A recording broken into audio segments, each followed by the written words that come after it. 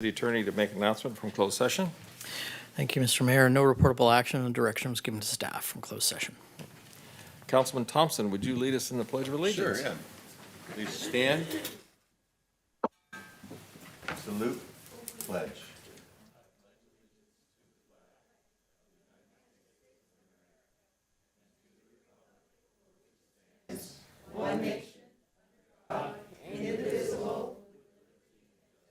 with liberty and justice for all.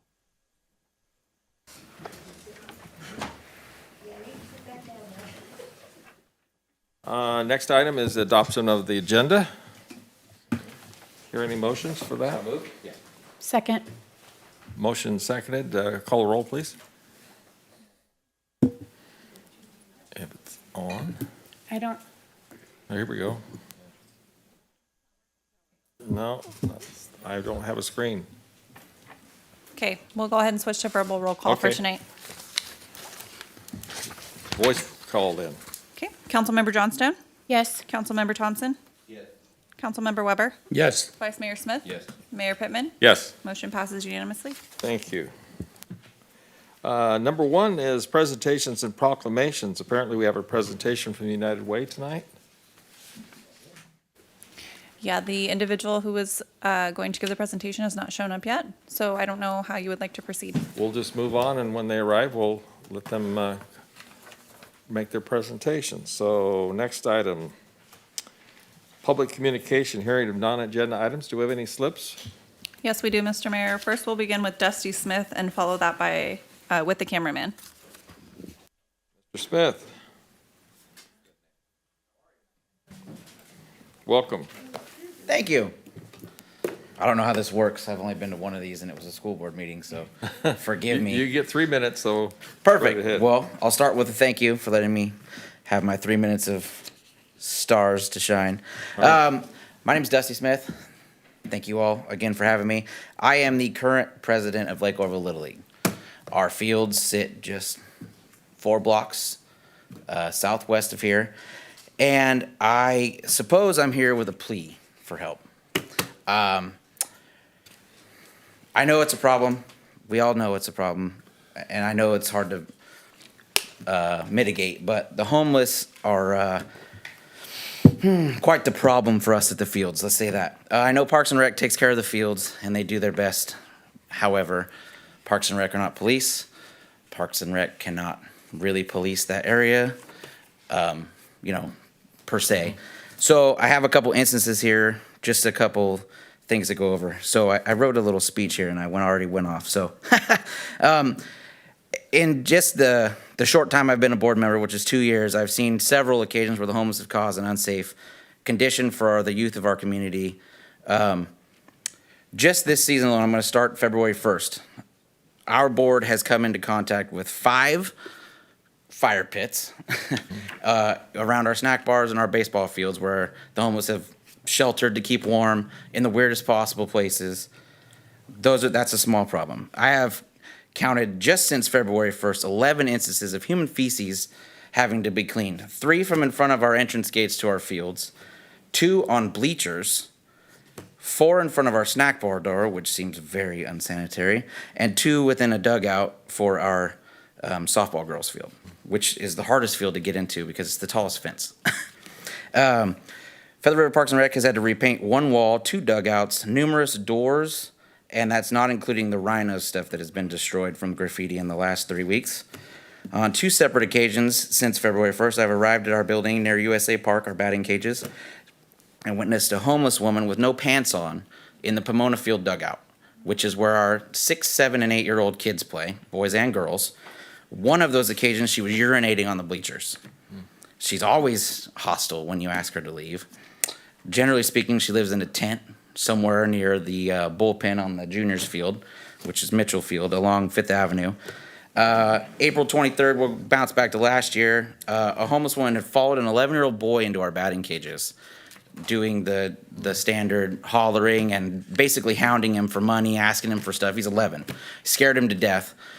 He was escorted out by a coach. The lady was escorted out by a coach. In doing that, another person living in the park came across the park, threatened that coach myself and 3 other coaches. We called OPD that time. They showed up. Took a while, but they did show up. They escorted the woman, didn't go after the guy who threatened us. That was fine. The woman actually happens to be the lady who was naked in the dugout's daughter. It's an ongoing thing. Mr. Smith, your time has. I hate it already. Cool. Well, if you have that all written down. I do. I would made hand enough that to copies the for everyone. clerk, and we could obviously, just for clarification, we're talking about the field on Mitchell Avenue? Yeah. Nolan Sports Complex. Nolan Sports Complex. Yes, ma'am. Yeah, okay. My goal, to summarize this whole thing, it's in a paragraph here, is I know that the police department, their maintenance yard is literally right across the street. That's where the patrol units fuel up. Right. Your police station is 3 blocks east from the fields. I know the cops are out. I see them out. Sure. I'm just asking if maybe they could cruise through at night, spotlight some people, try to Well, keep them out. I mean, I think your comments are well taken, and it's the old story. If you see something, say something, so we can Correct. do something about it. It wasn't on my radar. My boys aren't in right now in baseball, but they will be, and I certainly appreciate that. And we appreciate you bringing it to us, and it'll be on a focus for this city to take a look at. Awesome. And we That I appreciate appreciate. that. Thank you, sir. all right, thank you. Thank you. Up next, we have the cameraman.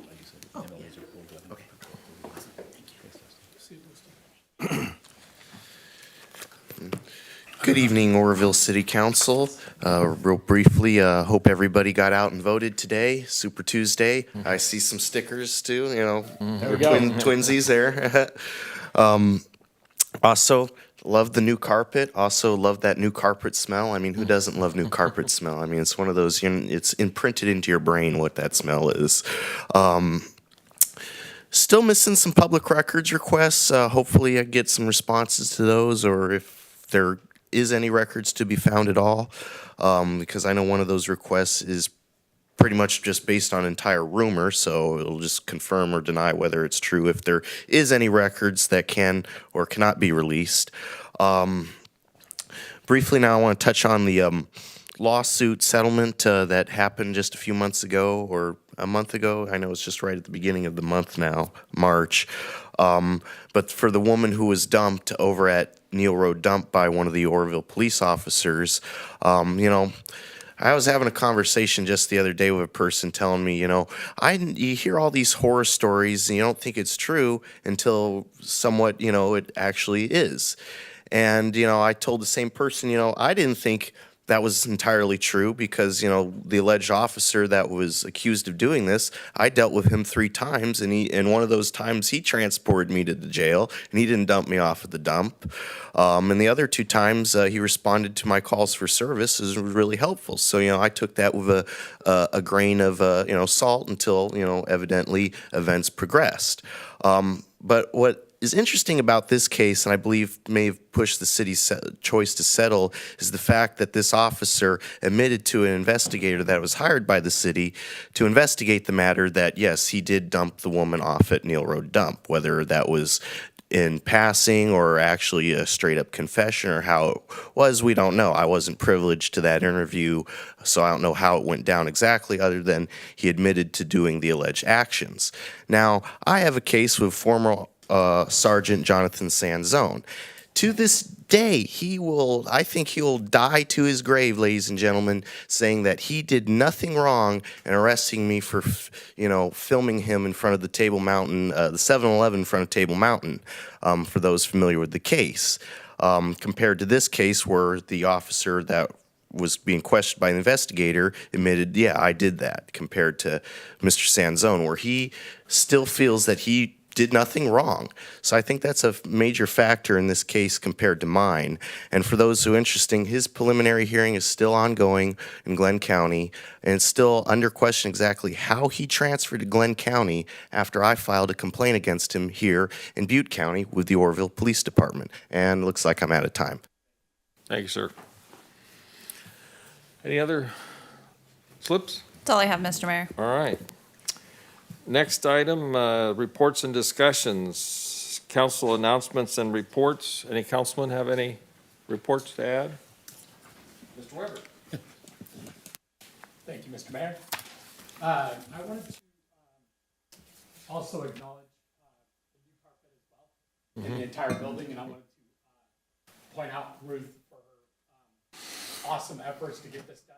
I go to carpet store all the time and buy supplies for the job I do, and they have nothing but great things to say about you down there. You were super awesome to deal with, and I also wanted to thank Mr. Belzer for your part in this and coordinating moving the massive amounts of furniture, because having been in the flooring business my entire life, I know what this takes to do that. That's a lot of work. Yeah. So both of you, hats off, because it looks Yes. fantastic. So I agree, it looks good. So, and then I also wanted to thank the staff and View College for the tour we just did. We just had a blast out there. Is it not? It's red. Are we on now? You're on, yep. Oh, I thought it was on, I'm sorry. No, it's So okay. I wanted to thank View College for the tour that we took out there. That was a lot of fun and very educational, super great experience.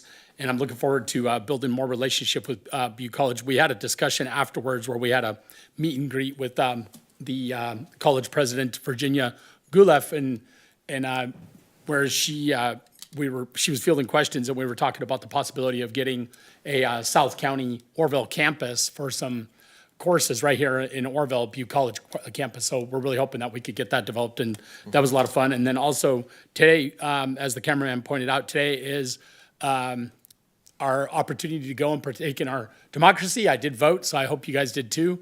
And it's the way we get the right folks into office that we need in office. So that's what I have to say. Okay, thank you. Anyone else? I do have something. Vice just Mayor wanna- Smith, please. Thank you, Mr. Mayor.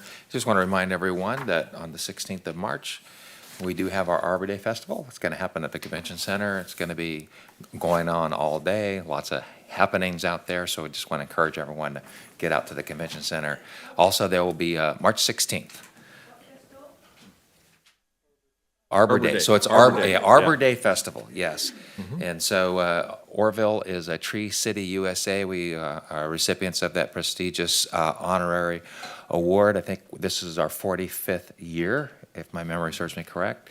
So that will be something, I think the mayor will be unpacking that and sharing that there at around 10 o'clock in the morning on the 16th at the Convention Center. And then there'll be other offerings. We'll have CAL FIRE there. They'll have the dog, the smokehouse. Butte County Fire Safe Council will be there. They have Reddy the raccoon. Just so fun stuff for the kiddos to interact with. I think they'll be bringing I can't remember the name of the agency, but they'll be bringing some 5,000 trees to be given away to folks, those that in particular that were impacted by the Bear Fire. And so there'll just be lots of opportunities to engage in all things related to trees and our community. So I just want to bring that out and invite everyone out to it. It's actually a great event. It's amazing amount of vendors. They fill the whole convention center. It's really neat. I'm amazed by how the participation in that.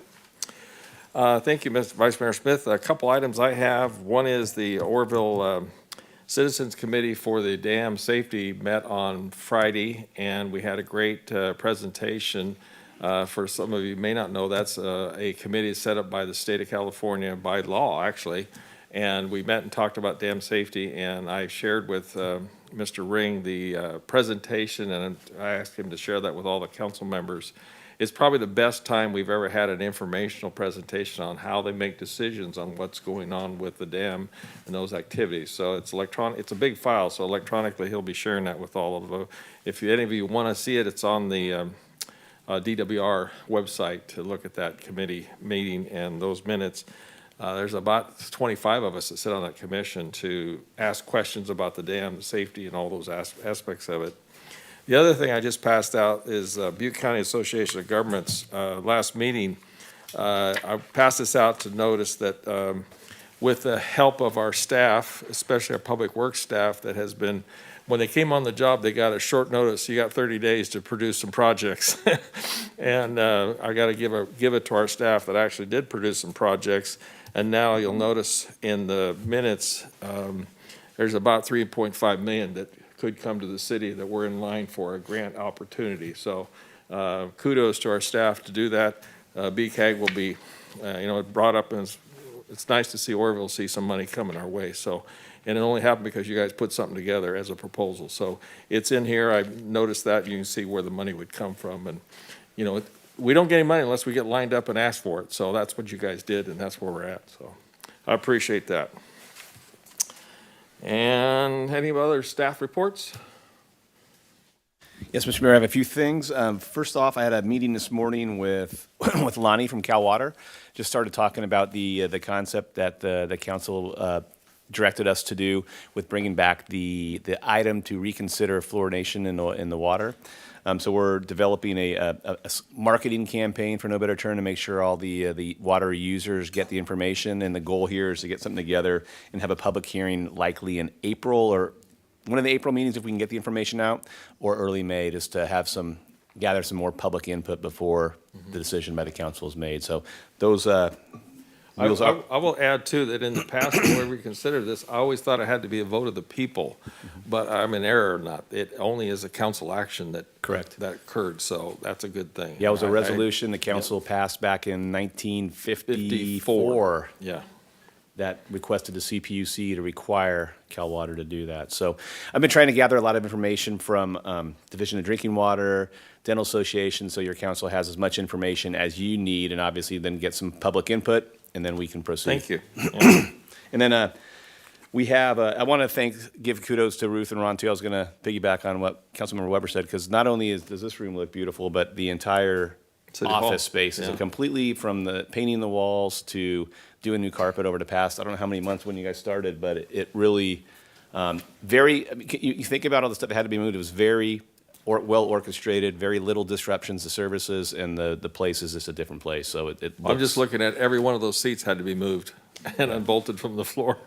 That's not an easy job. So thanks to Ruth for really, I think, pushing and initiating this, and then thanks to Ron for really working with this team and choreographing it all. So, two other quick items. State of the City. We're going to be having a State of the City address at the State Theater again on April 30th. More to come on that, but I wanted to get that on some calendars. And then I'll be working with the council to select a budget workshop day just to talk about what staff see as needs potentially for the next fiscal year, and also get input from the council before the final budget is brought before your council. That's all I have. Go ahead, Ron. Good evening, thank you.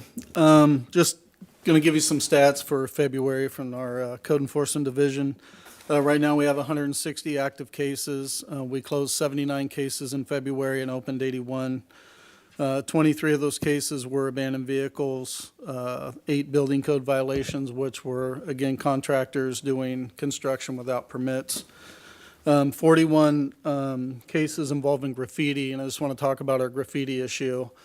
And, we are getting tagged all over the city. It's nonstop. We're painting it as fast as they can put it down. But I would like to send out some kudos to Sergeant Collins of the Oroville Police Department, who nabbed up a person that was tagging several churches and other buildings in Southside. And I sent him the photos. I explained what happened, and I was already late. He had already nabbed up the person and added additional charges to that person as a result of that. So I thought that was really good. That was his proactive patrol that made that happen. But again, we could paint every day, and the weather's kind of changing us, but we do have individuals out there that are tagging the city, and they don't care where. It's public buildings, it's private buildings, it doesn't matter. We opened up 9 multifamily cases, 44 public nuisance cases, which again are, blight in public view, whether it be residential, commercial. And then no substandard or no vacant building monitoring for this month. And I would like to just add on the carpet project. That was a long and very intense project, and it didn't just involve me. It involved my entire code enforcement team and City Works at times. And they really worked hard and never complained, and that's what I appreciate with the crew that I have. Really easy to manage, really easy to work through, and Carpets Galore was really easy to work with. So I'm really appreciative of them and going with Carpets Galore. And that's it. Thank you. I have a question. Sure, go ahead. Question. So with the uptick in graffiti, Where do you feel that it's coming from? Is it youth? Is it gangs starting to reconstitute, or is it more from the unhoused population? So it's a mixture of all three, but the ones that we're getting tagged the most are obviously younger individuals. They aren't very good at it yet. They are trying to tag some gang-related stuff, mostly Norteño-related gang stuff, but they're not really good at it yet. But you can make it out if you take a picture and put it on a computer, and you know, it is young people out there is the main problem. There's an individual that tagged on Montgomery near Downer that had to be there for at least 5 or 6 hours to do that tag. That individual is out of San Jose. I know who it is, and being able to catch him is not easy. He only tags about once a month, and he'll do elaborate, just very huge projects. It's pretty crazy how good he is at it. But anyways, like I say, it's a mixture of all three, I would say. Thank you. Okay. Mr. Mayor, if I may. Yes. I just wanted to give your council a brief update on our next request number since we went live just a little over a month ago with the PRA software. Currently, we have 10 open cases, all of them in good standing. On that note, I did want to touch base regarding the cameraman and his response. Let's meet up so we can discuss this, so I can get all the details. So we have 10 currently open, all in good standing. 26 have been closed since we went live about a month ago. Of those 26, 36 different documents have been downloaded by the public that we've released. And then on average, we have 10 business days to respond, but it's taken us 3.2 business days to do that. And that's all I have for my numbers. I have a quick update. Go ahead, Patrick. I just wanted to, again, invite everyone to the Civic 101 cohort that starts next Thursday night. We still have a few spots available. The applications are online if anyone would like to attend. And I have teensy bit of bad news. I got a letter from the state trails department, and we did not get the grant for the trails. So we'll try again the next time. Okay. Yep. Thank you. Mr. Mayo, looks like he's ready. Yeah, I got one small update. Just wanted to kind of do a quick debrief on the storm that over the weekend, but more importantly on Thursday, when that heavy thunderstorm came through town.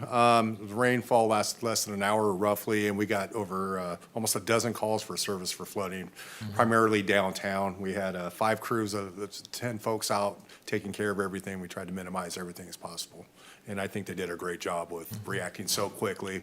That thunderstorm was really intense, and there was a lot of rain, and it basically overwhelmed most of our storm drains downtown. So just wanted to give them kudos. Okay. Anyone else? Yeah, I'd like to add a little bit to that, what Sure, Mr. please. Mayo just said, if you don't mind. I wanted to tell you thank you for your swift response all over town that I seen. Once again, that particular storm drain right behind the State Theater, you had that vac truck out there so fast and vacuumed out that storm drain and was able to mitigate huge flood potential because the State Theater, as you know, did start flooding just a little bit.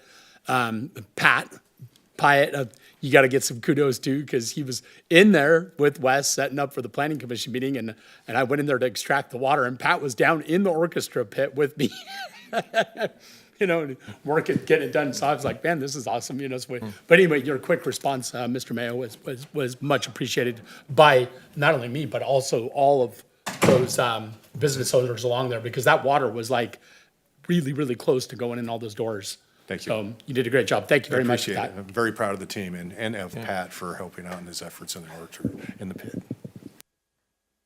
I would add too that it's funny how all of a sudden a weather cell can dump so much water here in such a short period of time, and I've seen it many times, and that just overwhelms the system. You know, I don't know the situation there, but I've seen the streets being overwhelmed just by one cell that comes through town, and it's just what Mother Nature does. She lets us know who's in charge every once in a while. Absolutely. Yeah. Anyone else? I just wanted to say now that the carpet's in, we are going to look for carpet cleaning maintenance. Oh. So that's kind of morphed into maybe a cleaning service because we're having such a hard time filling our custodian open position. So we're getting some bids and quotes, and Okay. if anybody's interested in cleaning our carpets a couple times a year, let us know. All right. I got a recommendation for you. I'll give you a recommendation. Okay. Okay. All right. looks like we're ready to move forward. Right? Okay. Got it. Do we have the So. presentation ready? Okay. You ladies all set? Come on up, ladies. This would be the presentation from United Way. Welcome. Hi, thank you so much for having us. Uh-huh. My name's Monique and this is Theresa. Welcome, Monique and Teresa.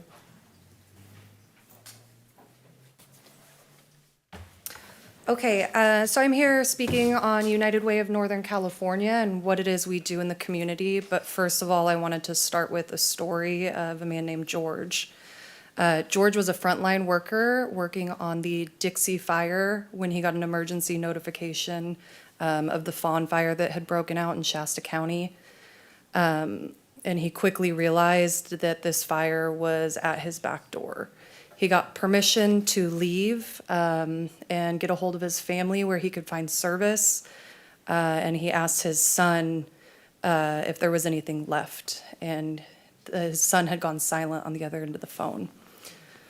The silence spoke volumes, and when his son finally got the courage to let him know that they had lost everything. So George got in touch with us. We first assisted him with emergency financial assistance of $500 to help with groceries, gas, whatever it was that he needed. And then we transitioned him into our relief phase. And what he needed was RV rental assistance, which we provided rental assistance for 6 months to provide temporary housing to him and his family. After that, we moved him to our next program through our recovery phase and our stable housing opportunity program, our SHOP program, where we worked in tandem with disaster case management. And with George's help, we identified that what he needed was additional rental assistance. So that's exactly what we did for 6 months while he continued to get onto his feet. After that, we transitioned him into what's called our Unmet Needs Roundtable, and in partnership with Shasta Tehama VOADS, we assisted a down payment on a new home for him and his family.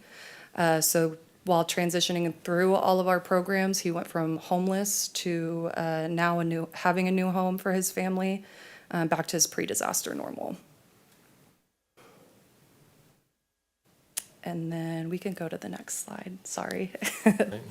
We're located in 9 counties in Northern California. We've got an office in Redding and in Chico, a couple staff members throughout Butte County. We are part of United Way Worldwide, but we operate completely autonomously from them with a board of directors who decides where and how our money is spent.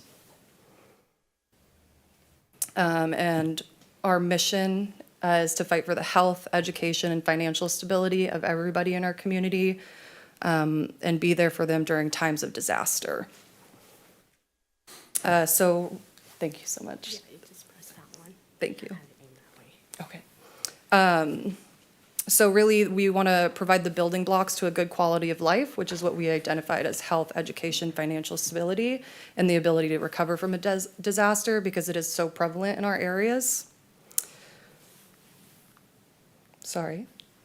So health and education, 2 of our umbrellas, we had a huge response to the COVID-19 pandemic.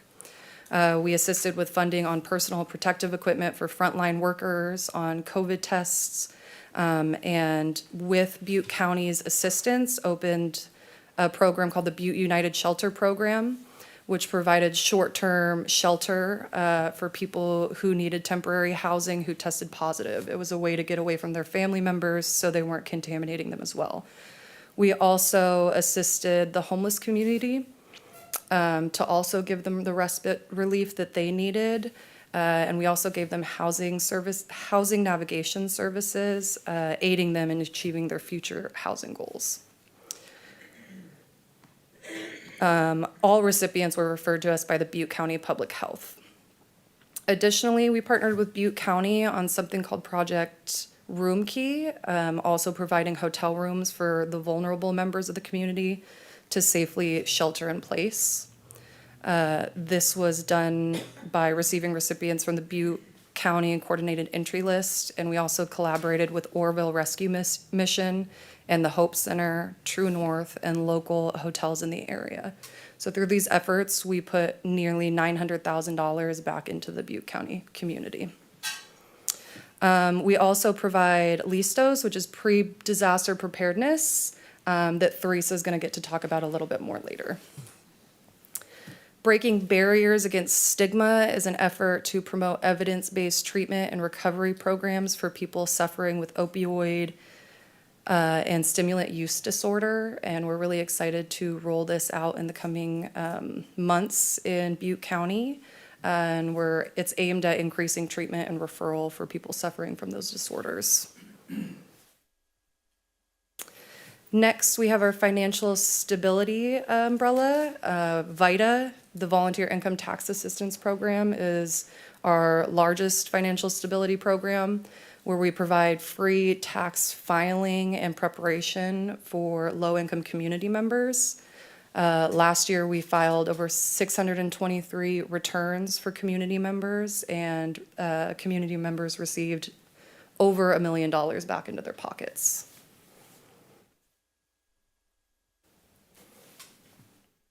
Next is disaster, and I'm going to let Theresa talk about that. Hi, everybody. My name is Theresa Azevedo, and I am the Senior Program Specialist for our Disaster Services team, and we serve over 9 counties. So I'm just going to go over our program services that we offer to those who are impacted by disasters in our 9-county region. So as Monique stated, we offer LISTOs, which Listos in Spanish translates to ready. So we offer our Listos program, which is a Cal OES grant, which helps us to get into our communities and help them prepare for disasters. So we give them disaster ready guides. We give them 5 simple steps to help them prepare, whether that's to stay and stay in home in a shelter in place or be ready to evacuate and go. So it's letting them know what is the alerts that they need to be ready for? What are the precautions they need to take to be ready to leave their homes or stay in place and to help save lives in our communities? We saw this firsthand be successful in the 2020 fire, the Slater fire in Siskiyou County, where we had many survivors come forward and say, with the Listos program, this saved our lives, it saved our communities. So we've seen this program be successful, and we've been able to, with this round of LISTOs, implement it with the VOADs, the voluntary organizations active in disasters. And we've been able to grant out money to our local VOADs here, not only in our 9-county region, but outside of our 9-county region as well. And we've been able to help stand up 8 new VOADs within California, and that also includes Plumas County. So we're able to help our neighboring counties stand up these VOADs and be ready for disasters.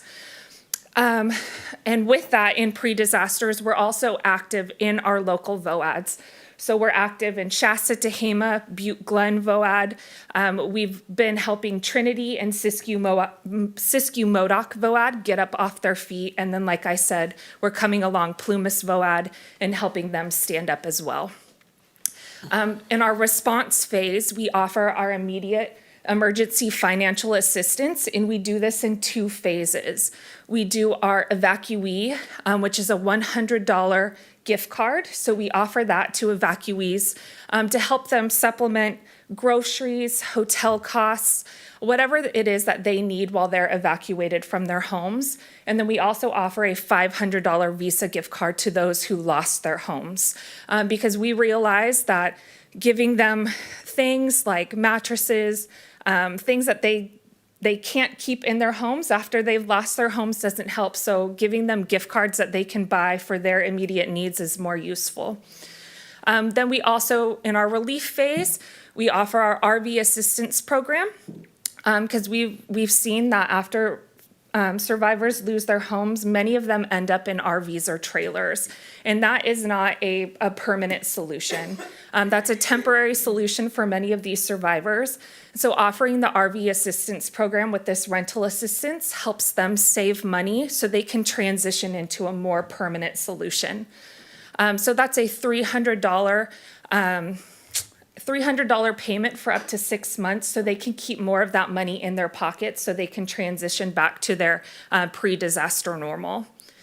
We also have the Stable Household Opportunities Program. This program actually started with the campfire recovery. So we've been running this program for a while now. And this is a small grant up to $5,000 that we offer households for their immediate needs. It could go towards basic furniture and appliances, furniture, mattresses. We've also helped with infrastructure. So if their next step is maybe just getting a septic repair, a power pole onto their property, whatever it may be to get to their next step in their recovery process, they can come to the SHOP program and apply through that small grant through their disaster case manager, and it can help them get to that next step in their recovery process. And then we also participate in the Unmet Needs Roundtable through the long-term recovery groups, where we get to collaborate with other funders and disaster case managers to help fund larger projects, whether that's a down payment on a house, it could be gap funding to help them pay for the rest of their rebuilds, but we get to collaborate with other agencies and help fund and close cases through disaster case management so survivors can close up their recovery process. So we really get to walk with survivors from the beginning to the end through their recovery process, and we've strategically placed these programs throughout the recovery process so it really fills those gaps and helps survivors throughout the time from beginning of end of the fire or any disaster. I just want to also mention that largely due to the car and the campfire, we really became these experts in how do we recover as a community after a disaster like this. And because of that, we were actually invited to Maui to help them. So it just kind of speaks as a testament to what it is that we're doing at United Way when it comes to disaster.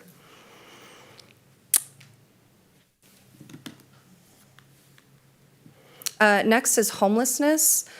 We don't have any programs in Butte County for homelessness, but I thought it'd be a disservice to not mention what it is we're doing in Shasta County right now. It also speaks to the work that we do. We recently last year opened our South Market Micro Shelter, where we house 8 individuals experiencing homelessness and take a holistic approach and one-on-one to getting them back into housing. We've seen an 80% success rate so far from opening in March. This is CJ. CJ moved to Anderson, California to escape domestic violence. She got a new job and they offered to rent her out the apartment above her work and the building flooded. So she lost her job and her housing due to unforeseen circumstances. And she recalls that the hardest part of being homeless was trying to find a new job while having to walk everywhere and not having anywhere to sleep at night. In 9 short months, she was able to find a new job, pay off an old car loan, and she has her own apartment now. 211 is another service that we run in Shasta, Siskiyou, and Tehama, and we're also a fiscal sponsor of the Butte Glen 211. This is a resource hotline that you can call 24/7 to get connected to free and confidential human services. For example, employment, housing, utilities, health, education. You can call it 24/7 or text. It's got 150 different languages, and we run that service. We also, everything we do is through an equitable lens at United Way. And when we talk about equity, what we mean is making sure everybody has access to the same sort of resources. So, for example, we know that Oroville, being a small community, doesn't necessarily have the same access as someone as LA does for government resources.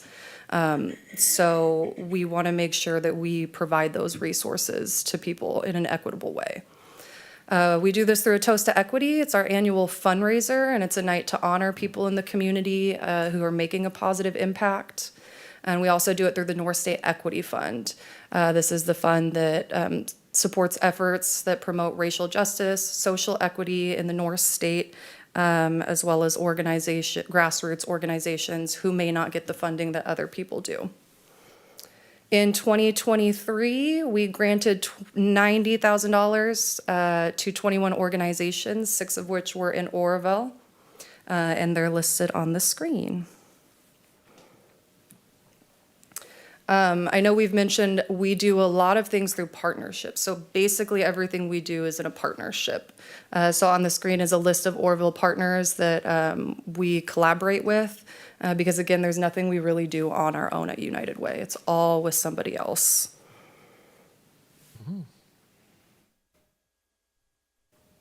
So looking towards the future, we are excited to start our Hear Us program in Butte County included. This is a program that's going to increase access to mental health and substance use disorder, increase access to screening, bring culturally appropriate services, so people with disabilities will have better access to these services. And it's also going to bring Lay Counselor Academy to the North State, and Theresa actually completed hers recently and will be able to tell you a little bit about what that is. Yeah, so the Lay Counselor Academy is a 65-hour course to be able to become a lay counselor. And a lay counselor is basically a triage before clients are able to get into mental health services. If anybody has had to wait before they've been able to get into a therapist, sometimes that process is tricky. There's a lot of hoops to jump through, a lot of paperwork to fill out. The wait lists can be long. And so having access to a lay counselor is crucial. It's somebody who has all the same schooling, has all the same training, but they may not have all of the fancy letters behind their name. So it's somebody that they can go in and be triaged with, and somebody that they can talk to and sit down with and receive those mental health services before they go in and sit and meet with their regular counselor. So having lay counselors is crucial because it's going to be able to help fill those gaps while people are waiting to be seen, especially some of those higher risk patients that need those services right now, especially if they have suicidal ideation or more immediate needs. So bringing the Lay Counselor Academy up here is going to be able to help train some more people to be able to give those services to our community members. And not only give those services, but also be able to hopefully implement more trauma-informed care into their own organizations. So I know at United Way, what I've learned through the Lay Counselor Academy, we're also taking those tools and implementing them into our own work, and using more trauma-informed care, so we can better serve our communities, better serve those who've been impacted by disasters, those who've been impacted by homelessness. Whatever it may be, we can implement that trauma-informed care as well. And then last, looking towards the future, we've addressed Oroville and our community needs assessment, and that we need to spend more resources and more funding here. So we have a 3-step plan on how we're going to do that over hopefully the next 12 months. Don't quote me on that one, please. But first, we're going to start with community conversations, what we call community conversations, and that's getting people in the community to open a dialogue about what's needed here. We're not going to come in and pretend that we know what it is that Oroville needs. We want to make sure we get it from the people that live here. We also want to talk to, begin looking for ways that we can support the work that's already here. We've already got some pretty good relationships going in Oroville, and we want to continue that work and to support those organizations that already are helping the communities. And last, just start partnering with the decision makers. So that's kind of why we're here today, just to shed light on what we do. Really, we're just looking at how to uplift the work that's already here, how we can bring more resources, and how we can bring more funding to Oroville. Thank you so much. I really appreciate the time today. Can we ask a few questions? Yeah, of course. Okay. Any councilmen have any questions? Looking back and forth. Does a disaster declaration activate your process, or is that necessary in terms of getting you involved? Not necessarily. The size of the disaster is what activates our process. So the size of the disaster normally, a large number of households have to be impacted. And then once people are evacuated, we start a clock. We put 36 hours on the clock. Once that 36 hours has exhausted, then we will start distributing the evacuee gift cards. Gotcha. But for example, like the Fawn Fire, Salt Fire, Mill and McKinney fires that happened up in Siskiyou County, none of those were federally declared. And we assist on all of those fires. We've assisted on the Unmet Needs Roundtable. In fact, we have found ways to be sure that long-term recovery groups stand up for those fires, and that funding come into those fires. So we want to make sure that whether it's federally declared or not, there's still access to those communities. Yeah, so we try to find a way. Right. I was just thinking about the single-family house, and typically the Red Cross comes in. Right. For that. That's really not where you kick Yeah, in. yeah, Okay. single family homes, we don't, but if we get those phone calls, we still make the referral. Sure. We Gotcha. have a great relationship with Red Cross, so we'll make that referral. But it is something through our VOADs that we're looking to see if there's a way that we can help come alongside those households a little bit more. So it may not be something United Way can do, but we'll work closely with our partners to see how can we still come alongside these households and support them. Yes, Tracy, Councilman Johnstone. Thank you. Thank you for your presentation. I really appreciate it. So, clarify for me, I saw that you had many already Oroville partners that you have been working with, and you said that you're interested in coming alongside them or finding more ways and opportunities of coming into the Oroville Butte County area. Are you solely doing that from an emergency aspect, or I guess maybe I'm confused about.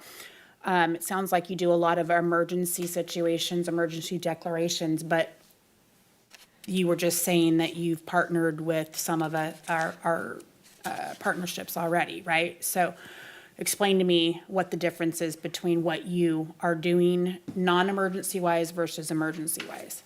So a lot of our non-emergency would be health, education, and the homelessness initiatives we take. So although I don't have a direct answer of exactly what we want to do, that piece would come more after the community conversations and identifying what it is the community needs that lies under those umbrellas. So it doesn't necessarily have to be in an emergency situation, just in a need. Yes, Got it. Thank you. Vice Mayor Smith has a question. Yeah, hi.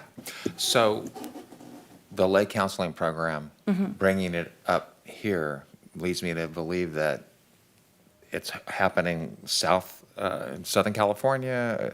You have another community where this is already implemented. And then, so kind of what does that look like? And then just in thinking, we already have a program where we have an individual like that embeds with our police and engages, and that's part of what your vision was with the OCDC.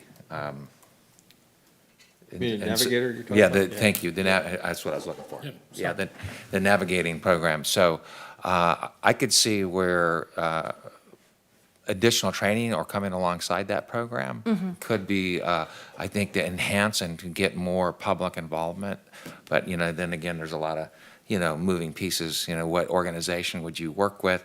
And then, but to provide that training, so someone might feel like drawn to it, but maybe not fully adequate in being able to provide that service, just has a heart and a compassion for it. So I'm just thinking in terms of that lay training might be the extra edge to engage the public and those that have a heart for it, but again, not feeling like they're well-equipped. Right. Right? And so I'd like this, create or have some conversation maybe with OPD or others, maybe further conversation about that. Absolutely. And then, so that being said, what does that look like down south of here?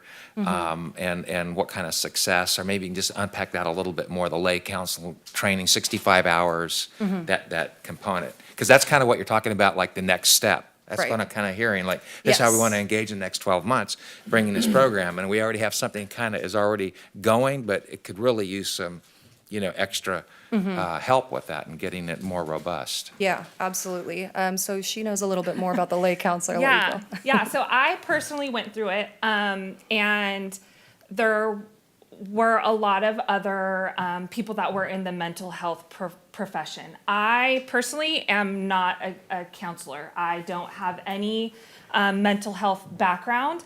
I just serve those who at times go through some of the most traumatizing, things that they've ever gone through in their life. So it was different for me going in there because I was like, I don't have clients that I serve. I don't sit down with people. But I'm glad that I went through it because it gave me a different insight on how I can help serve the community members that I do come in contact with. So I think back to your point, whether it is first responders that go through this or even people in hospitals or anybody who's working, with community members day in and day out and are having those tough conversations. It's really a great program because it gives you different ways on how to have those conversations, ask open-ended questions, just, have a asymmetrical stance and really just stay connected with people and keep them grounded and not escalate situations but de-escalate situations while giving them all of the proper schooling for it. And so it's really beneficial for anybody who I would call a second responder. So maybe they're not a first responder, but a second responder or even first responders. I know in Shasta County, we have police officers who their focus is mental health. So when I think about it, any police officers who they respond to those mental health crises, I think, oh, the Lay Counselor Academy would be perfect for them. Anybody who's works with our homeless population, the Lay Counselor Academy would be great for them. Because they really are just having those really hard conversations, those really personal conversations with community members. This just gives you added tools in your tool belt. And then makes you go back to work and think, okay, how can we fine tune some things too in our own organization to help community members or even help our people in our office to serve them a little bit better as well. Not everybody is fit for it. I will say that because some people have, like you said, have a heart for it. So anybody that you can think of or organizations can think of that have a heart for it, I would say would be a good fit for the Lay Counselor Academy. Okay. But yeah, and it's a California statewide project, but bringing it up to Northern California would be specifically for our folks up here in Northern California. Okay, thank you. Yeah. Fascinating. Yeah. Any others, questions? No? I would say you have a good first start with the partnerships that you have listed here, and we certainly all are very much involved with all of them, and it's a good first start, and we look forward to more endeavors with you. Thank you so much. We are too. All right, thank you. Great. Thank you for your time. Appreciate it very much. All right. Next item is consent agenda, but we also have the 5:15 for the public hearing. Should we move that up to now? Let's do the public hearing. As we're a little later than 5:15, we're actually at 5:30. So we'll open the public hearing.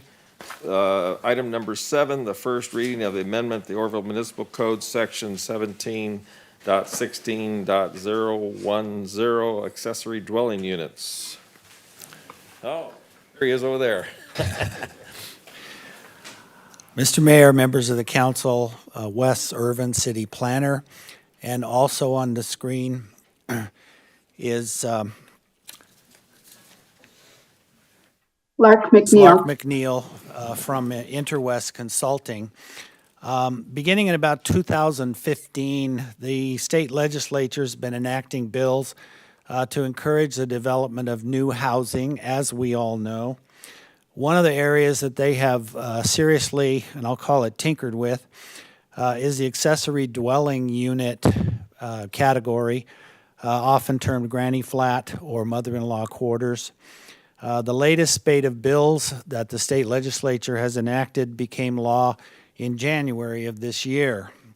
Though we've all along been following current state law when approving and reviewing ADU projects and garage conversions and such, we have an existing second home ordinance that is outdated, is not kept up. So this update will catch us up to current law. So as is typical of state lawmaking, there is now a plethora of ADU sizes and types and square footages and their accompanying requirements and privileges. Lark has a full understanding of all of the changes and intricacies, so she will present this item tonight.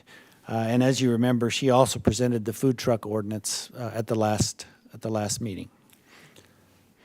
Planning Commission you, Wes. and staff are recommending approval. Thank you. Welcome. Thank you. Good evening, Mr. Mayor and City Council members. Wes, thank you for your introduction. As you can see, I'm anxious to get into this item this evening. And it begins on page 91 of your packet this evening. Tonight, the City Council is asked to consider a draft accessory dwelling unit ordinance for the community. As Wes mentioned, the state has made many changes to the accessory dwelling unit law. The intent of this ordinance, as I drafted it, is to provide one place in the municipal code where the public and staff can go to refer to the regulations for accessory dwelling units. It's meant to address about 95% of the questions that will come up at the counter regarding accessory dwelling units. I can't address everything. No one can address everything because someone always has a unique situation. That's just the way it is. I did put a clause in at the end of the draft ordinance which states that when there's a conflict between state law and this ordinance, that state law will prevail. The Department of Housing and Community Development is reviewing all accessory dwelling units that are adopted by cities and counties. They go over it with a flea comb. If that clause isn't in there, as well as some other clauses in here, they will send it back to the city to reconsider. Some of the major changes that went into effect January 1st of 2024 is allowing both accessory dwelling units, ADUs, and junior accessory dwelling units on the same property, in addition to the primary residence, for a total of 3 residences on any single-family lot, or actually any lot that is zoned single-family residential. The new laws allow the creation of accessory dwelling units at multifamily zones. I discussed this in the Planning Commission staff report that's in part of your packet. I don't foresee a lot of that happening, partly because I used to work for HCD and refinance low-income housing projects. There's multiple funding sources on every type of a multifamily project, and trying to adjust it so that you can pick up a few accessory dwelling units, frankly, would not be worth the effort for most operators and owners of these. The law states that properties with junior accessory dwelling units must be owner occupied. They can live in either the JADU or the primary unit. A JADU is defined as a unit that's within the primary unit, and it occupies no more than 500 square feet. It must have its own front door, ingress, egress point, separate from the primary unit. the state law now allows local agencies to require ADUs to be long-term rentals of at least 30 days. Our original draft ordinance that went to the Planning Commission included a restriction that ADUs may be rented out for no less than 60 days. The Planning Commission removed that section. Detached accessory dwelling units may now be legally subdivided through the city parcel map process and may be sold independently from the primary residence. ADUs and JADUs may be prohibited if the proposed location is in a designated very high fire zone area and has only one ingress point to a state highway. Any limits that can be placed on where an ADU or a JADU can be located may only be based on the adequacy of city sewer and water service and impacts to traffic flow and public safety. The city may not deny an application for an ADU due to a lack of parking. The state law says that a parking for an ADU may now be located in the front rear or side yard setbacks.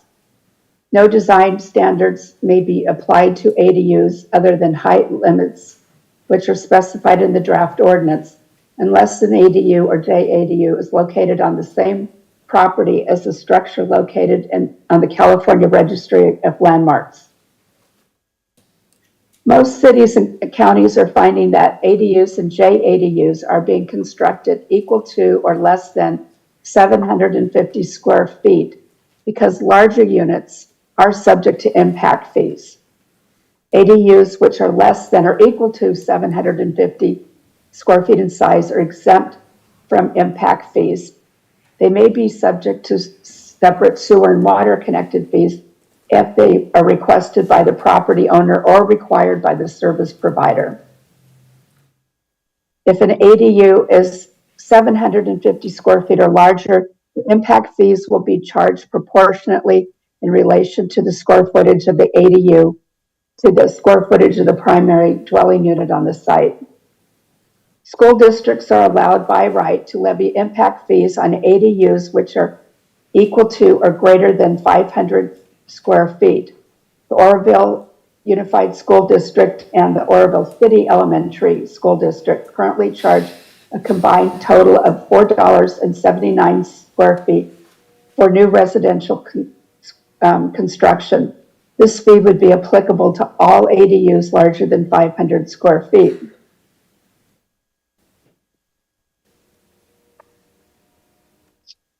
Let's see, that pretty much sums up my staff report. I'm open for any questions that you might have. Thank you. Any council questions? Danny? The impact fee for the schools, the $4 and change, Yes. is that start after the 500 square feet? No, I asked them that specific question. If you build a structure that's 499 square feet, there's no school fees. If you build a structure that's 500 square feet or larger, you're paying the $4.79 cents for each square foot of the building. So you would pay it for all of the 500 square feet or 1,000 square feet or whatever. Interesting. I have a Yep. question. I have a question on number 8, and it says ADUs and JADUs may be prohibited if the proposed property is in the designated very high fire hazard severity zone and has only one direct point of access to state highway. I don't like the word Right. may. May is very, it's non-descriptive, so it leaves it basically to the ministerial staff person to make that decision, which I also have a lot of questions about that particular provision. What's the intent of that? What's the purpose of that?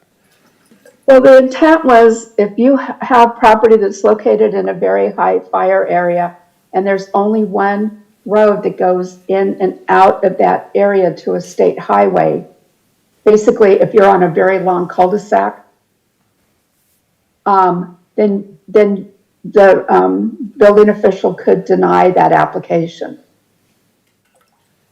I understand that. I just see it wrought with all kinds of problems because, number one, who decides the very high hazard zone, which I don't agree with the state on that particular issue. Okay.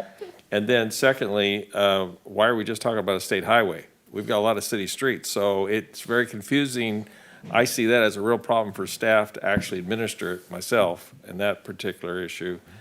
The other issue that raises up, and I'm not sure, maybe the staff can answer, the issue of allowing rental on a less than 60-day basis. I see that as creating a problem in a neighborhood where, you know, to me, I think the 60-day notices, that's the intent of these, is to have a stable neighborhood where someone rents that for 60 days or other. Having a shorter term rental, and I'm not sure what the planning commission's wishes were, but I see that as problematic, creating another problem in a neighborhood where you're gonna have more ADUs and everyone will get one and have these, you know, short-term weekend rental things, which creates a traffic problem, which creates another problem. So what was their idea with that particular topic on reducing the 60-day down to a lesser amount? The Planning Commission did discuss this in some detail, and the commissioners felt that they didn't want to limit the opportunities for short-term rentals for Airbnbs in our city. If you want to reinstate that restriction, it is number O on page 106 of your packets. So if you do want to preclude or restrict this ordinance to long-term rentals only, 60 days or greater, then you can reinstate section O there on page 106. I understand. I just think, to me, by creating that situation, let me ask a question. If you have the primary residence and you have an ADU, what if you chose to make the primary residence a short-term rental? Could you do that? Yes, you could. So we're not restricting them if they chose one particular structure or the other. We're just saying that the ADUs need to be long-term people staying there at least a 60-day period on the rental. I see that as stabilizing the neighborhood because otherwise I'm just perceiving creating problems in the area. It's only my view. Yes? I think my only, I agree with you in concept 100% on the heart of not creating like this bunch of rental people in town.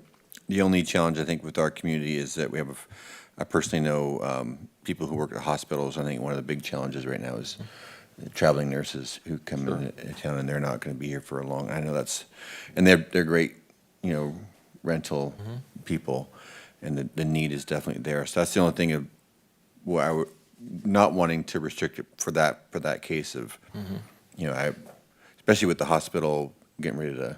Well, it's not getting ready, but as the hospital progresses to open, that need's going to increase. That's my only concern as far as what you're saying. But otherwise, in the concept, Maybe we could reduce the amount to a 30-day rental minimum. If I could point out, my sister's a traveling respiratory therapist, and she travels all over the western United States with contracts with hospitals. Her minimum contract is 3 months and up to a year. So I don't know of many medical, traveling medical professionals that are looking for a rental for less than 60 days. Okay, cool. Good to know. Thank you. Any other councilmen have a comment on that issue? Okay, this is the first reading, so do we have public comment? We do not. No public comments. Go ahead, Mr. I was just going to see, is there council direction to make some modifications to page 106 there, the use restriction? I personally would like to see that it stay at 60 days minimum, if that's be the case, and it can fit everyone. And I also would like number 8 to be better defined. It's a little, I don't know if I was a staff person, if I could ever utilize that as a tool. It's got too many, and the word may, that word may doesn't help us. It needs to be identified. More specificity on that one? I think so. Would you like it to say shall? It's my understanding that there are no high fire hazard zones within the city limits. Well, and that's the other problem too. I don't even see we have one of these zones, Yeah. so, you know, I would rather see at the discretion of the building official and the safety of the property and the idea of just access to state highway. I don't know why that even applies, because we only have one state highway going through town. And it may be, like she brings up, a cul-de-sac or a limited access. It may not be a state highway. It may be just a roadway. So I'd rather have the building official have the authority to make a decision whether it's appropriate or safe to have it there than just looking at those. So if we revise that text of number 8 to ADUs and JADUs shall be prohibited if the proposed property is in a designated very high fire zone, hazard zone, and/or has only one direct point of access to a state highway or a safe egress point, There you go. something like that. That sounds better. I think the staff could work with that a lot better. Yeah. Okay. Okay. Now, that still does have to go through HCD review, so that's Sure. a caveat on that language, but we'll, All right. we'll find out. Okay, thank you. Well, seeing no more council comments and no more public comments, then I will reach to close the hearing at 5:45. Thank you all. Now, let's go back to the consent agenda. We haven't approved that yet, have we? Open the council, any comments on consent agenda items they'd like to pull? If there are none, I'd entertain a motion. So moved. Second. Moved and seconded to consent agenda. Can I call the roll, please? Yes, sir. Councilmember Johnstone? Yes. Councilmember Thompson? Yes. Councilmember Weber? Yes. Vice Mayor Smith? Yes. Mayor Pittman? Yes. Motion passes. Thank you all. Then I guess we get to move to regular business. Item number 6, proposed revisions to the city charter. All right, I'll take this one. Okay. Item before you is the first summary of all the proposed changes that the subcommittee that the council directed to work with staff have come up with to bring before the entire council and obviously the public. If you recall, a number of months ago, the council directed Councilmember Thompson, Councilmember Goodson to work with staff, and that staff included myself, Mr. Ritchie, and also Mr. Belser. We met on a number of occasions, starting back in August 17th, September 5th, September 11th, November 6th, and then again on November 11th, taking our time to go through all the entire charter to identify areas that could potentially either be cleaned up or recommendations to be changed, have changes be made. There were a number of areas that were clearly, I'll use the term outdated, that are simple cleanup, but there are some changes in there that the group collectively felt like we wanted to bring before the entire council for consideration. I would call more substantive in nature. The goals of this presentation tonight are, again, to kind of daylight at least this first draft, this first rendition of proposed changes. I will say this, I looked at this over again this weekend. I met with Mr. Ritchie yesterday morning, and I think there's a couple more areas that we would recommend more changes be made. It's one of those things that the more you look at it, the more you see. So again, this is the first stab at this. Certainly welcome input on the proposed changes that the committee has proposed, and also welcome additional thoughts, because we do want to have this subcommittee meet again. There is a little bit of a time deadline. Again, the goal for this is to put this before the ballot in November. In order to do that, there are timelines and restrictions, because the county needs to approve the ballot, I believe, in early August, which could actually leak back into late July. So this will come back to the council again at least one more time for more additional input or final approval, and then probably back again to actually take an action to put it on the ballot. So with that, I wanted to turn it over to Councilmember Thompson. I'm not sure, Mr. Thompson, if there's anything that you'd like to add, since you sat on the committee before, that I may have missed?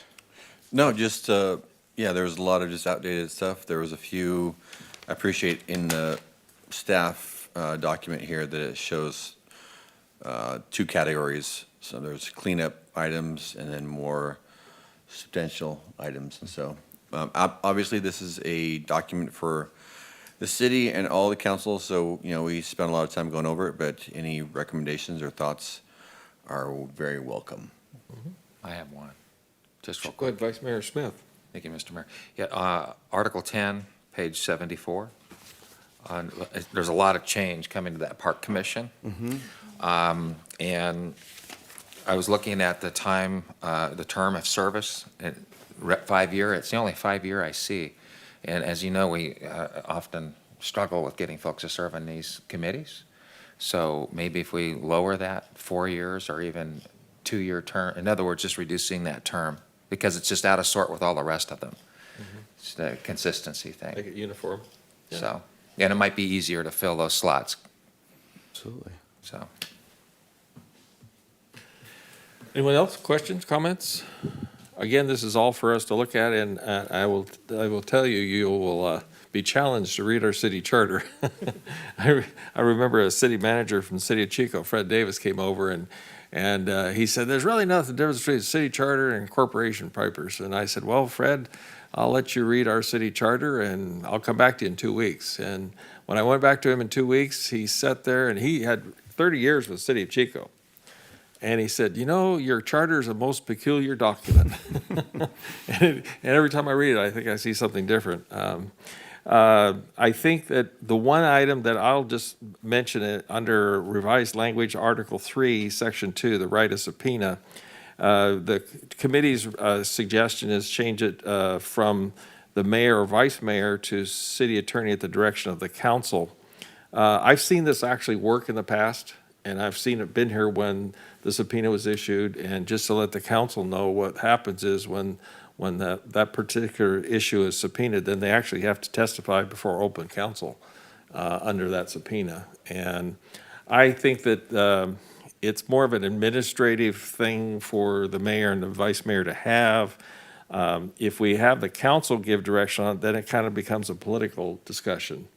And I would worry that it would take votes to deliver it. All that is an intent to find out the truth of a matter. And like I said, I've seen it actually work in the past. I would prefer to see it, the mayor and the vice mayor, with consultation with the city attorney to properly deliver the subpoena. I think it would be a better way to do it. When you get the whole council involved, then it gets real confusing. And that's my only suggestion at this point. And then the vacancy. Sure, go ahead. I'm totally fine with that. Could you speak into the which I don't. Sure. I think when we talked about it, I don't think anybody at the table had seen it used or enacted. So maybe you can just speak into some of the thoughts of, I think, of this. Because is there, correct me if I'm wrong, is there, anyway, go ahead and speak to it. Yeah. So my recollection of the discussion at the committee level was that consultation with the attorney would be advisable because of the procedural aspects of getting subpoenas properly issued.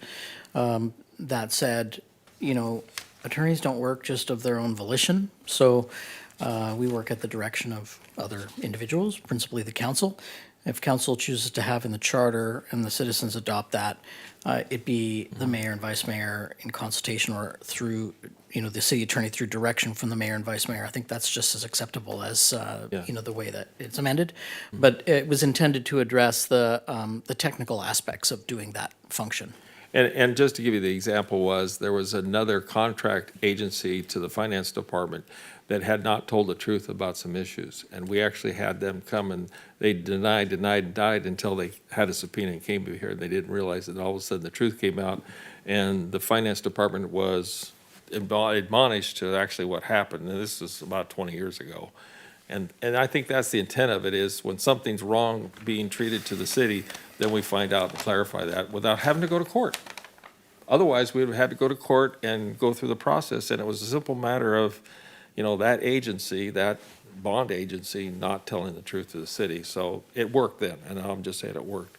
Understood. That's prior to my memories and recollections. Of Oh, what yeah, it happens goes here, way so, back. Sandra Sato was the finance officer, that type. So that's really the intent of it. I believe the voters, when they voted it in, that's really the intent, to actually find out without having to start the legal process.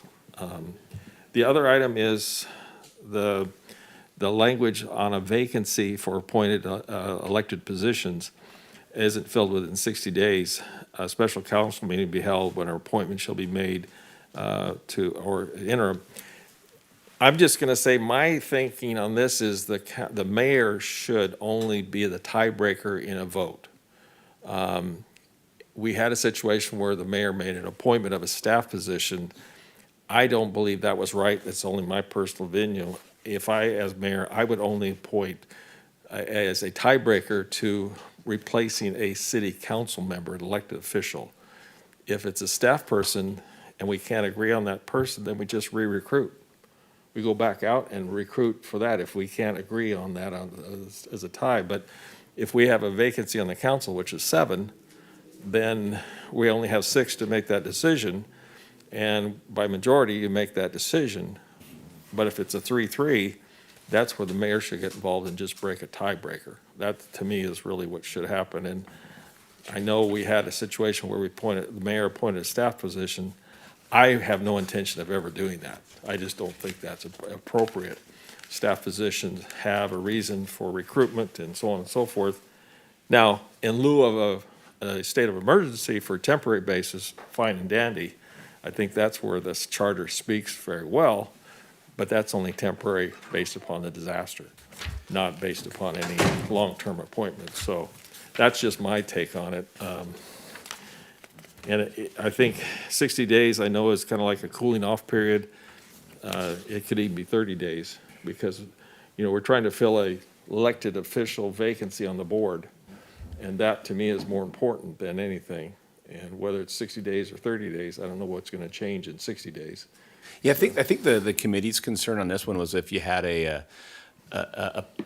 if the council could not agree on an appointed position, whereas then it could impact the overall daily operations of the department, because it does require a 5/7 appointment. Right. So the idea there, I think we were trying to, and this is one where we looked at a number of different charters that Mr. Ritchie found a number of different options for us to look at. Some have very similar language to this, and we went back and forth. I don't think there's no perfect solution to this, but we didn't want to have as the council get in a situation where you have I'll say a public works director position, if we're trying to appoint that, how critical that is to day-to-day operations, and not to have someone in that because maybe there was four of the council members agreed on it, but we couldn't get to that 5th one. So that was the idea of. And I understand the idea. Yeah. In my view, I think the city administrator should make that interim appointment in lieu of until we can, recruit and make it a final selection if it's a contract position. Otherwise, to me, it would fall to the city administrator to fill that interim position. Sure. I hear you. My concern, we have a pretty amicable committee now, or council. Sure. We haven't always. Yeah. My fear with doing that would be putting the bullseye on his back if he chose somebody that, 3 were just, and they were just at each other's throats, and then he sided with whatever side, and then that would put a bullseye on his back for. But I think that if we did the appointment to be interim, just short term, I think that would help. That way, it wouldn't necessarily solve the main problem, but it would at least help the city move forward. Right. And the mayor would have that Tiebreaker. the power to choose, well, this person's going to fill the spot until we can get our act together and find somebody. That's fine. I understand that too, yeah. Because I just don't want, again, You want the continuation of government. Yeah, and then everybody be angry, or 3 to be angry at him, and then he's up, then his position. She'd rather be angry at me. Yeah, I'd rather people be angry at you or whoever's the mayor. That's fair. That's fair. At him. Yeah. Well, and I see that, it's been kind of confusing because the charter's not very clear. And so I appreciate all your efforts, especially the committee. This is a long-term thing that should have happened many years ago. So my compliments to the committee and staff to actually work on this thing, because it was last created, I believe, in 1939, if I correct myself. And it's been revised in little bits and pieces. So again, it's a lot of work. I would challenge everyone in this room to read it and look at their suggestions and give us input. So. Yeah, I'll say again, what we can do is we can come back, we can take this back to the committee with this feedback so far. And I'll say just on Article 27 and Article 28, there's just 2 articles that jumped out at me again last this over the weekend that we'll probably come back with some changes. Again, Article 27, it's titled Advertising the City Inducing Immigration. It's got some interesting, I think, this language within this that could be wordsmithed more to a more modern times right now. So we'll come back with some suggestions on that. And also Article 28, Street and Other Public Improvements. It really gets into the weeds a little bit on how streets and roads, it doesn't seem to be appropriate for a charter. Where did the baseball commission go? You know, That's going to be me. Ron, We've argued about that. You cannot be from Durham. It to be definitely the could not baseball be from commissioner. Durham. Definitely. I think Dusty wants it though too. It's actually been in the charter, folks. I'm not kidding. It was a baseball commission. We had it in the charter, folks. Yeah. All right. Any other comments, please forward them to the committee and Mr. Ring. Yes, and again, our goal will be to bring this back again in April. So Okay. we'll, obviously, we won't be able to get it done before the March 19th meeting, but we'll bring it back early. We'll target that first meeting in April just because it is time sensitive in order to get this somehow on the ballot, because then it's going to be somewhat complicated in itself. We'll probably try to package the non-substantive, the more cleanup language as one item on the ballot, and then the more substantive ones as individual items. But we'll work with the. Mr. Richmond, does the ballot require a simple majority vote or a 5-6?